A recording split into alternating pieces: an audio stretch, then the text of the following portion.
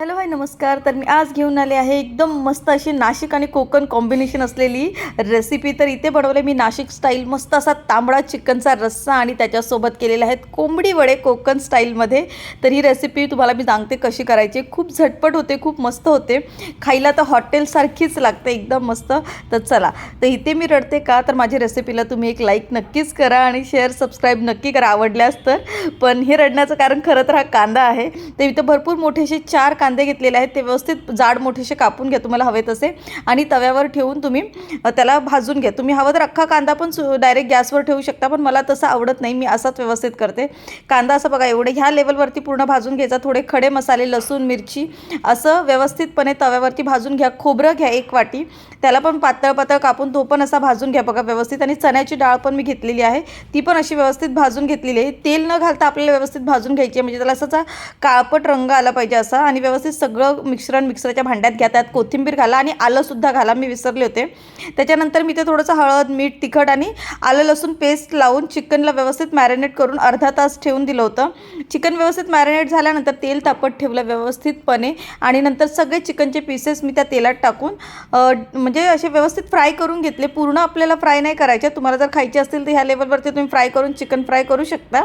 पण मी त्याला थोडेसे 80% चिकन असं व्यवस्थित कुक होईल असं चिकन मस्त फ्राय करून घेतले. ह्याच्याने काय होतं ना, कालवणाला एक वेगळा टेक्स्चर येतो. आणि जे तेल उरले ना त्या तेलामध्ये थोडंसं तमालपत्र, कढीपत्ता घालून व्यवस्थित तडका दिला आणि जो वाटण मसाला केला होता तो सगळा ह्याच्यात घातला आणि व्यवस्थित तेल सुटेपर्यंत मसाला चांगला आपण भाजून घ्यायचा आहे, म्हणजे एकदम व्यवस्थित त्याला तेल सुटलं पाहिजे.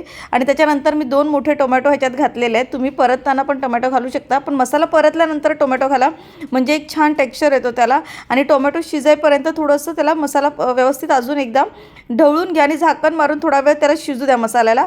त्याच्यामध्ये मग मी घरचा लाल तिखट मसाला घातला आणि थोडासा चिकन मसाला घातलेला आहे. आणि बघा किती छान असं तेल सुटलेलं आहे मसाल्याला.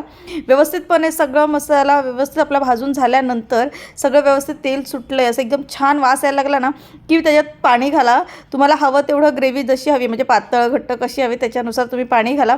पाणी घातल्यानंतर हे मेन आहे, हे सगळ्यात महत्त्वाचं आहे, ते म्हणजे बाजरीचं पीठ. आमच्या नाशिककडे ना चिकन करी असो मटन करी असो बाजरीचं पीठ हे कंपल्सरी असतं. बाजरीचं पीठ व्यवस्थित तव्यात घ्यायचं आणि भाजून घ्यायचं. तव्यात काही तेल वगैरे घालायचं नाही, असं भाजून असं एवढा रंग येईपर्यंत भाजायचं, म्हणजे बाजरीला एक वेगळा वास येतो, त्याच्याने ते कळतं. आणि त्याच्यानंतर त्याला पाण्यात घालून मस्त अशी एक पातळ अशी पेस्ट करून घ्यायची, म्हणजे एकदम त्यातल्या गुठळ्या सगळ्या मोडून घ्यायच्या. आणि ती पेस्ट करून झाली ना की कालवनात ती घालायची. आता आपल्याला बघा कालवण असं थोडं थोडं उकळतं आहे ना, मग त्याच्यात आता ही पेस्ट आपण जी बाजरीची केली ना ती घालायची. त्याच्याने काय होतं ना, एक वेगळा टेस्ट आणि गावरान पद्धतीचं जेवण होतं ना, तसं अगदी तुम्ही चुलीवरचं जेवण कधी खाल्लं असेल एकदम तसंच टेक्स्चर येतं आणि तशीच चव लागते. म्हणून बाजरीचं पीठ हे नक्कीच घाला. त्याच्यानंतर बघा कालवण पुन्हा मी ठेवलं उकळायला. अजून एक उकळी आली की मग आपल्याला चिकनचे पीसेस घालायचे, जे आपण मस्तपैकी भाजून घेतले होते, तळून घेतले होते. आता बघा इथे उकळी आलेली आहे कालवणाला व्यवस्थित. मी सगळे चिकनचे पीसेस घातलेले आहेत. छान व्यवस्थित सगळे चिकन त्याच्यात शिजेपर्यंत आपण वडे करून घ्या. आणि मीठसुद्धा घातलं होतं मी, तुम्ही मीठ घाला तुमच्या चवीनुसार. इथे पीठ घेतलं आहे मी कोंबडी वड्याचं. ह्याच्यासाठी तुम्ही तांदळाचं पीठ, बाजरीचं पीठ, ज्वारीचं पीठ, बेसन असं सगळं घेऊ शकता. तुम्हाला जे हवे तसे पीठ घेऊ शकता. मी गव्हाचं, बेसन आणि तांदूळाचे 3 पीठ घेतले. थोडंसं धने जिरे पावडर असं पूड केली ती घातली होती. हळद मीठ घातलं आणि गरम पाणी घालायचं ह्याच्यामध्ये. गरम पाणी घालून व्यवस्थित पीठनं असं मळून घ्यायचं. जरा हाताला म्हणजे असं पातळच मळायचं, एकदम घट्ट असं नाही मळायचं पीठ. हे व्यवस्थित असं मळून घ्यायचं. वड्याचं पीठ रेडीमेडसुद्धा मार्केटमध्ये मिळतं, पण मी हे पीठ मी आधीच करून ठेवलं होतं. फक्त मला ते जेव्हा वडे करायचे असतात तेव्हा मी ते डायरेक्ट घेते. तर हे माझ्याकडे करून ठेवलेलं पीठ होतं. मी थोडं थोडं गरम पाणी घालून व्यवस्थित पीठ मळून घेतलेले. आजचे वडे आम्हाला थोडेसे वेगळे करायचे होते, म्हणजे रेग्युलर वडे करायचे असते ना की कुणी ह्याच्यात काकडी घालतं. तुम्हाला जर काकडी घालायची असेल तर किसून ह्याच स्टेपला तुम्ही काकडी घालून मळू शकता. असं व्यवस्थित पातळ असं पीठ मळून घेतलं, पण मला कांद्याचे करायचे होते म्हणून मी 2 मोठे कांदे बारीक चिरून घेतलेले आहेत. आणि आता ते व्यवस्थित सगळं पीठ जे मळून मी अर्धा तास ठेवलं होतं मुरायला, ते अर्ध्या तासानंतर त्याच्यात आता कांदे घालणार आहे. कांदा कधी घालायचा, जेव्हा तुम्ही वडे करायला घेणार आहात ना त्याच टायमाला तुम्हाला कांदा घालायचा आणि लगेच वडे थापायला घ्यायचे. कांदा घालून ते पीठ मुरत ठेवू नका अर्धा तास, कारण का कांदा हा खराब होतो लगेच. मग कांदा घालून व्यवस्थित पुन्हा एकदा पीठ मळून घेतलं आणि असं प्लास्टिकच्या पेपरला थोडंसं तेल लावून, हाताला पाणी लावून तुम्ही असे वडे छोटे छोटे तुम्हाला जसे हवेत तसे तुम्ही थापून घ्या. तुम्हाला हवेत तसे तुम्ही याच्यात होलसुद्धा करू शकता. आम्ही काही वडे होलवाले केले, काही बिना होलचे केलेले आहेत. पण असे बघा, तुम्ही असे वडे करू शकता. व्यवस्थितपणे असे वडे करून घ्यायचे. हे वडे फुगत नाहीत का, कारण का याच्यात आपण कांदा घातलेला आहे.